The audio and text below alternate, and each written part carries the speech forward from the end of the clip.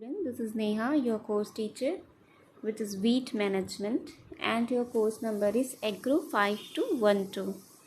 Okay, so in our previous lecture, we had discussed about integrated weed management, which is IWM. So in this lecture, we will discuss about the remaining part of integrated weed management. Okay, so our today's topic is integrated weed management part 2. Okay, so let us discuss what is integrated weed management. तो हम continue करेंगे, ठीक है। हमने इसका आधा part देखा हुआ है अपने पिछले लेक्चर में, और अभी हम आगे देखते हैं कि इंटीग्रेटेड मैनेजमेंट और भी क्या है, इसका कंसेप्ट क्या है, ठीक है। कंसेप्चुलाइज कैसा किया गया है इंटीग्रेटेड वीड मैनेजमेंट को, ताकि हम वीड का मैनेजमेंट सही तरीके से कर सकें, ठीक है। So basically it is the mixture of all the measurement, all the measurement, we can say that. Okay, what measurement? Some cultural method is, it could be physical method, mechanical method, or it could be chemical method. They both all together bind us, and it is called the integrated weed management. Okay, so IWM is the rational use of direct and indirect control method to provide cost effective weed control.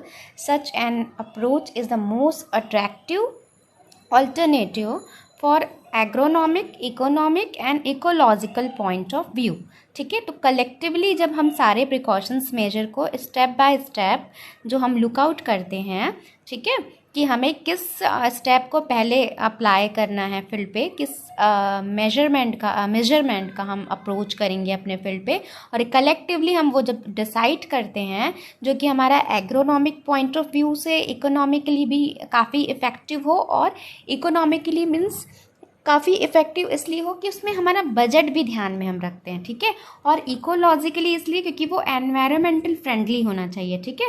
मतलब ऐसा नहीं है, eco friendly चीज़ें उसमें होनी चाहिए, वो eco system को हार्म नहीं करना चाहिए, ठीक है। तो इस पॉइंट ऑफ व्यू से हम सारे प्रिकॉशंस मेजर्स जब कलेक्टिवली अपने फील्ड पे अप्रोच करते हैं, that is called the integrated weed management.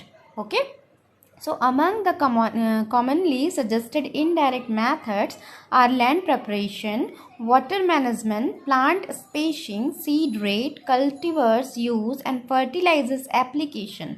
Direct methods include manual, cultural, mechanical, and chemical method for weed management, ठीक है। सो इनडायरेक्ट मेथड में क्या क्या है कि हम लैंड का प्रिपरेशन, या हम अपने फील्ड पे जब हम प्रिपरेशन से लेके जो हम अपना हार्वेस्टिंग करते हैं due to the through process, ठीक है, थ्रू प्रोसेस हम जो अपने फील्ड पे अप्लाई करते हैं किसी पर्टिकुलर क्रॉप के लिए, क्रॉप प्लांट के लिए, तो सारे जो हम उसमें अप्रोचेस लगाते हैं, लैंड प्रिपरेशन करते हैं, फिर हम उसमें नर्सरी तैयार करते हैं, फर्टिलाइज़र, इरिगेशन करते हैं, ठीक है, स्पेसिंग, सीड रेट का हम ध्यान रखते हैं, मैन्योर फर्टिलाइज़र उन्हें क्या चाहिए, कौन से इंसेक्टिसाइड हम अप्लाई करें, कौन से हर्बिसाइड्स हम उसमें अप्लाई करें, ठीक है। तो कलेक्टिवली ये इनडायरेक्ट मेथड है for the weed control measure, ठीक है। और डायरेक्टली हम देखें तो कल्चरल, मैकेनिकल, जो हमारे जो डायरेक्ट मेथड है जिसका हम डायरेक्ट यूज़ करके सिर्फ वो हम पर्टिकुलर वीड को कंट्रोल करने के लिए जब हम अप्रोच करते हैं अपने फील्ड पे, that is called the direct method for integrated weed management. Okay, so the essential factor in an IWM program is the number of indirect and direct methods that can be combined economically in a given situation, ठीक है। so एक situation में हम economically उस process को handle करते हैं, ठीक है। किस प्रोसेस को? जिसमें हम उस प्रोसेस में हम वीड का मैनेजमेंट कर रहे हैं through different precautions major we can say, और डिफरेंट अप्रोचेस जो हम यूज़ कर रहे हैं उस पर्टिकुलर फील्ड पे वीड की मैनेजमेंट करने के लिए। So collectively we can say that integrated weed management, ठीक है। सो फॉर एग्जाम्पल हम देखते हैं कि increase frequency of ploughing and harrowing does not eliminate the need of direct weed control.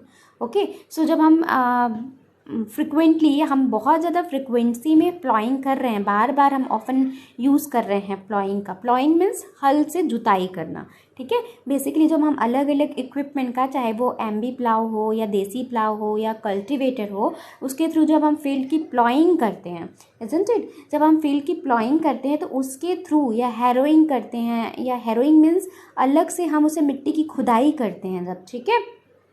तो वो क्या करता है कि वो जो डायरेक्ट वीट कंट्रोल है, ठीक है, उसको जो हमें और भी जो अप्रोचेस अप्लाई करने पड़ते हैं उसको वो रिड्यूस करता है, ठीक है। So it is therefore more cost effective to use favour pre planting harrowing and combine them with direct weed control methods, ठीक है। तो ये मेथड हम देखते हैं अगर कि काफ़ी कॉस्ट इफेक्टिव होता है, मतलब काफ़ी कॉस्टली होता है। क्यों? क्योंकि इसमें हमें हेरोए जैसे और कल्टीवेटर जैसे बड़े बड़े इक्विपमेंट का यूज़ करना होता है, ठीक है। तो ये काफ़ी कॉस्ट इफेक्टिव होता है काफ़ी। तो जो स्मॉल हमारे जो फार्मर्स होते हैं, स्मॉल फार्मर्स होते हैं, वो अफोर्ड नहीं कर पाते, ठीक है। तो जब हम इनडायरेक्ट मेथड यूज़ करते हैं तो हम डिफरेंट अप्रोचेस अपने फील्ड पे अप्लाई करते हैं। क्यों? ताकि हम स्टेप बाय स्टेप वीड को कम कर सकें, ठीक है। तो वीड का कंट्रोल करना ऐसा ही नहीं है कि आप उसमें हर्बिसाइड डाल रहे हैं या आप सिर्फ मैकेनिकल मेजर्स अपना रहे हैं या कल्चरल मेजर्स अपना रहे हैं। आपको बेसिकली ओवरऑल क्या कर रहे हैं? वीट के पॉपुलेशन को कम करना है, ठीक है। तो वीट के पॉपुलेशन को कम करने में जो हम ये स्टेप बाय स्टेप जो हम स्टेप लेते हैं, लैंड प्रिपरेशन से लेकर हार्वेस्टिंग तक, ठीक है। तो हम जो अपने टेक्नोलॉजी लगाते हैं, चाहे वो लैंड के प्रिपरेशन में हो, चाहे टिलेज ऑपरेशन के समय हमने जो करा होता है, या हमने जो डिस्टेंस मेंटेन करा होता है, row to row and plant to plant जो हमने डिस्टेंस मेंटेन करा होता है, या हम उसे जो स्पेसिफिक, ठीक है, स्पेसिफिक हमें उसे टाइम पे हम कह सकते हैं कि उसके जो एसेंशियल टाइम पे जो वाटर रिकमेंडेशन होता है, वाटर रिक्वायरमेंट होता है, वो हम उसे प्रोवाइड कराते हैं, ठीक है। तो ये सारी जो बेसिक छोटी छोटी चीज़ें होती हैं वो वीट के पॉपुलेशन को एज वेल एज इंसेक्ट्स के पॉपुलेशन को कम करने में हमारी सहायता करते हैं, ठीक है। तो ये बहुत ही इम्पॉर्टेंट रोल प्ले करते हैं, ओके, डायरेक्टली या indirectly. So this is experimental evidence that illustrated that better weed control is achieved if different weed control practices are used in combination rather than if they are applied separately, ठीक है। तो जब हम collectively ये सारे equipment का use करते हैं या ये प्रिकॉशन मेजर्स हम जब अप्लाई करते हैं फील्ड पे, तो ये जो इंडिविजुअली हम या सेपरेटली किसी प्रिकॉशन मेजर्स का प्रिवेंटिव मेजर्स हम लेते हैं वीट कंट्रोल करने के लिए, उससे ज़्यादा ये कलेक्टिवली इफ़ेक्टिवनेस अपना दिखाते हैं, ओके। तो ये एक्सपेरिमेंट जो है वो काफ़ी क्या करते हैं, काफ़ी फ़ायदेमंद होते हैं, ठीक है। It is quite easy and it is quite essential for our weed control management, we can say that. तो that is very helpful for the precaution और reduces the weed population, we can say, okay. So good IWM should be एक एक ideal IWM जो है वो क्या होना चाहिए कि एक आइडियल WM हो जिससे वीट का पॉपुलेशन कम हो, बहुत कम हो या पूरी तरीके से ख़त्म हो जाए, okay. So they are, first one is flexible enough in incorporate innovation and practical experiments of local farmers, ठीक है। तो जब हम लोकल फार्मर्स जो होते हैं हमारे फील्ड के, ठीक है, उनके स्किल को हम देखें, समझें कि उन्हें क्या आता है, क्या नहीं हो पाता, और उन्हें कॉर्पोरेट करें, उनमें कोलाबोरेशन बनाएं, कोलाबोरेट करें आपस में हम उन्हें, ठीक है। और उन्हें इनोवेटिव जो हमारे मेजर्स हैं, प्रिकॉशन मेजर्स हैं, वो हमें समझाएं, जो काफ़ी फ्लैक्सिबिलिटी होनी चाहिए उसमें, isn't it. Flexibility it means कि वो उनको आना चाहिए, ठीक है।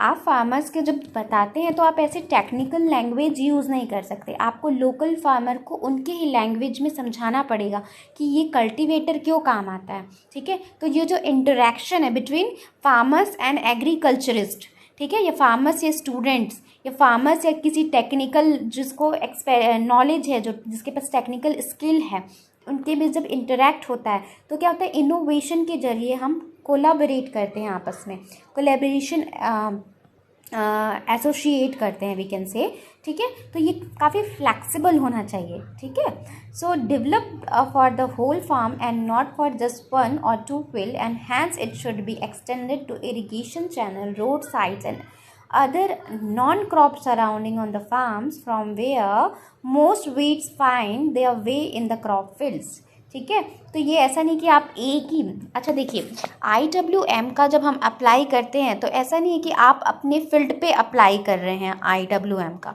ठीक है। तो सबसे पहले तो जब हम IWM का यूजेस हम करते हैं या उसे हम अपने अप्रोच में लाते हैं, ठीक है, तो हमें और भी बहुत सारे फार्मर्स को एक पैच में इकट्ठा करके उनको अवेयर कराना होता है कि ठीक है, क्योंकि आपने अपने फील्ड पे IWM से अप्लाई कर लिया, बट बाकियों के फील्ड पे तो है ना।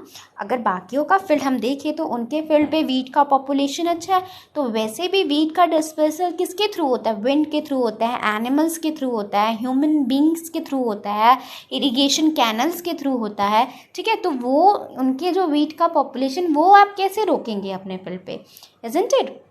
सो आपको वो एक बल्क में लेना होता है। जब आप IWM अप्लाई कर रहे हैं तो आपको एक मेंबरशिप या ग्रुप फॉर्म करना पड़ेगा, या एक बड़े एरिया में आपको देखना पड़ेगा। ऐसा नहीं कि आपने एक दो फील्ड पे अप्लाई कर दिया, बाकी के फील्ड जो है वो ट्रेडिशनली चल रहे हैं।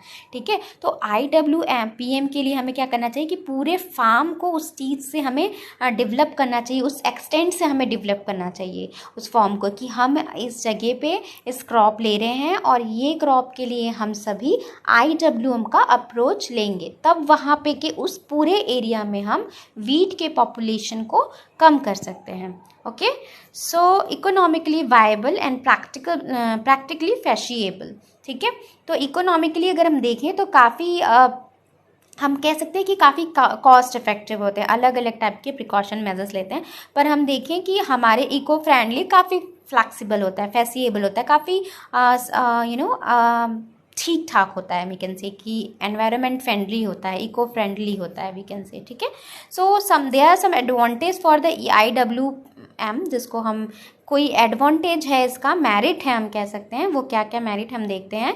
It shift the crop with competition in favour of crop. ठीक है, तो ये क्या होता है, इससे क्रॉप और वीट का जो कंपटीशन होता है वो हमें समझ आता है। ठीक है, जब हम IWM का अप्लाई करते हैं, क्यों, क्योंकि देखिए हम अगर अपने क्रॉप को सही टाइम पे शोइंग करेंगे तो सही टाइम पे उसका जर्मिनेशन होगा, इजंट इट। सपोज एक एग्जांपल लेते हैं कि हमने हमारे जो रिकमेंडेशन के हिसाब से या रिक्वायरमेंट के हिसाब से हमने सीड की सोइंग की, ठीक है, एक सही टाइम पे, तो सही टाइम पे उसकी ग्रोइंग होगी ना, सही टाइम पे जर्मिनेशन होगा वो। ठीक है, तो वो जो कंपटीशन में बराबर का हिस्सेदारी होगा, कौन, हमारा हमारा क्रॉप प्लांट किसके साथ, वीड के साथ। ठीक है, और अगर हम IWM नहीं अप्लाई करते, अपने मन मर्जी हम सोइंग टाइम का ध्यान नहीं रख रहे हैं और अपने मन मर्जी हम सोइंग कर रहे हैं, टाइम का कोई हम ध्यान नहीं रख रहे हैं, तो क्या होगा, वीट के प्लांट पहले उग जाएंगे और वो डोमिनेटिंग नेचर के हो जाएंगे, हमारे वीट क्रॉप के प्लांट को सप्रेस करेंगे। तो ये जो चीज़ है, ये जो बेसिकली हम इसमें ध्यान रखते हैं कि हमें हर काम जो है ड्यू टू द टाइम करना है, एक फिक्स टाइम पे करना है, which is integrated weed management. ठीक है, हमको इसमें स्टेप वाइज जो हम अप्रोचेस कर रहे हैं वो बहुत ही सिस्टमेटिकली करेंगे हम। ठीक है, तो जिसकी वजह से कंपटीशन है वो बराबर का होगा, किसके बीच, वीट और क्रॉप के बीच। Okay, so prevent weed shift towards perennial nature, prevents resistance in weeds to herbicides. ठीक है, no danger of herbicide residue in soil और plant, no environmental population, gives higher net return for the yield. ठीक है, या crop production and suitable for high cropping intensity. ठीक है, तो इसमें ये है कि ये सारे जो मेजर्स हैं ये हमारे एडवांटेजेस हैं। ठीक है, तो इसको ज़्यादा एक्सप्लेन करने की ज़रूरत नहीं है, आप सब इससे फैमिलियर हो चुके हैं। हमने काफ़ी बार डिस्कस करा हुआ है कि हर्बिसाइड रेजिस्टेंस के वजह से क्या होता है, पेरेनियल नेचर कैसे डेवलप होता है, किसी भी वीट का रेसिडुअल इफेक्ट कैसे हर्बिसाइड छोड़ते हैं, इसका हमने काफ़ी डिटेल पे ऑलरेडी स्टडी करा हुआ है। तो ये इसके एडवांटेज हैं जो आपको ध्यान में रखने हैं। ठीक है, तो ये 6-7 एडवांटेज हैं जो आपको याद रखने हैं। कभी एग्जाम में आपको व्हाट इज़ IWM पूछेगा तो आप IWM सिंपली बताएंगे कि IWM is a integrated weed management, and collectively जब हम सारे मैनेजमेंट यूज़ करते हैं which is IWM, and then आप एडवांटेज एंड डिसएडवांटेज अगर लिख देते हैं तो it could be very you got the very good marks for your particular exam also. Okay, so एक एग्जाम्पल हमने यहाँ लिया है IWM का। जब हम लेते हैं ल्यूसन के क्रॉप पे, तो ल्यूसन के क्रॉप पे जब कस्कुटा जब है, ठीक है, जब कस्कुटा वीट जो है ल्यूसन का जब क्रॉप हम लेते हैं, जिसको हम डॉडर प्लांट भी कहते हैं, तो जब ये उग आता है तो हमें क्या करना चाहिए। तो बेसिकली ल्यूसन कई जगह ग्रीन मैन्यूरिंग के लिए भी यूज़ होता है। ठीक है, ग्रीन मैन्यूरिंग के लिए हम ल्यूसन का यूज़ करते हैं। Sometime it could B fodder crop, ठीक है। तो ये सारी चीज़ के लिए ल्यूसन काफ़ी इंपॉर्टेंट है, ठीक है। और कई बार ये मेजर क्रॉप होता है या कोर क्रॉप होता है हमारा, ठीक है। So in field with history of cuscuta adopt crop rotation with non susceptible crop grow lucerne only once in 3 year in such fields, ठीक है। So do not move animals and machinery from the dodder infested field to the new ones. Treat densely infested patches of lucerne with a non-residual herbicide like parakeet. Parakeet अपना हमेशा आप देखेंगे काफ़ी toxic herbicide है जो अपना एक residual effect soil में छोड़ जाता है, ठीक है। तो जब हम ल्यूसन उगाते हैं तो काफ़ी टाइम तक क्या होता है, वो ल्यूसन के क्रॉप पे नॉन रेसिडुअल हर्बिसाइड जो है वो नहीं, रेसिडुअल जो है इफेक्ट वो नहीं दिखा पाता. So do not feed the cuscuta infested crop to the animals, ठीक है. तो कस्क्यूटा के फील्ड को बेसिकली एनिमल्स नहीं खाते हैं, ठीक है. And do not collect the Luzon seed from the crop infested with daughter, ठीक है. तो ये जो है बेसिकली IWM जो है वो कस्क्यूटा के प्लांट में ऐसा वो इफ़ेक्ट करता है. कस्क्यूटा जो है वो ल्यूसन के प्लांट पे ऐसा इफेक्ट करता है. तो जब कस्क्यूटा को खाते ही नहीं है जो एनिमल्स होते हैं वो, ठीक है, तो जिसकी वजह से एनिमल्स नहीं खाते तो हमारा ल्यूसन का क्रॉप भी बच जाता है, ठीक है. तो हम ये सारे जो प्रिकॉशन मेजर्स हैं IWM के थ्रू अपना सकते हैं, ठीक है, पर्टिकुलर फील्ड पे. सो ये था IWM का जो हमने 2 पार्ट में कंप्लीटेड किया है. एक फर्स्ट पार्ट में हमने कंसेप्ट और व्हाट इज़ IWM देखा, एंड सेकंड पार्ट में हमें देखा कि अप्रोचेस क्या होने चाहिए, हमें कितनी फ्लेक्सिबिलिटी होनी चाहिए, एंड देन एडवांटेज क्या है बेसिकली IWM का, ठीक है. तो it is good enough for that particular topic. So आज के लिए बस इतना ही, and thank you very much. Till then be safe, take care, thank you.